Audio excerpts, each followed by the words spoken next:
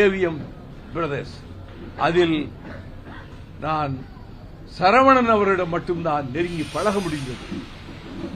என் வீட்டு நிகழ்ச்சிகளுக்கு அவரை அழைக்கப் போன போது, அவர் இல்ல நிகழ்ச்சிகளுக்கு நான் சென்ற போது, அப்பொழுது அவர் என்னிடம் சொன்னார், இப்பெல்லாம் தலைப்புலி தானு மாதிரி ஆள் தான் தாக்கு பிடிச்சு தொடர்ந்து படம் எடுக்கிறாங்க, நாங்க இப்ப அதிகமாக படம் எடுக்கிறது இல்லை அப்படின்னு சொன்னார். ஒரு பழக்கம் அவர்கிட்ட இருந்தது. சின்னஞ்சிறு பிள்ளையாக இருக்கும்போது தகப்பனார் மெய்யப்பஞ்செட்டியார் முன்னால கையை விரிச்சு நிக்க கூடாது, மரியாதை இல்லைன்னு கைய இப்படி கெட்டிக்கிட்டே நின்னார் அவர் அப்பாவுக்கு முன்னாடி.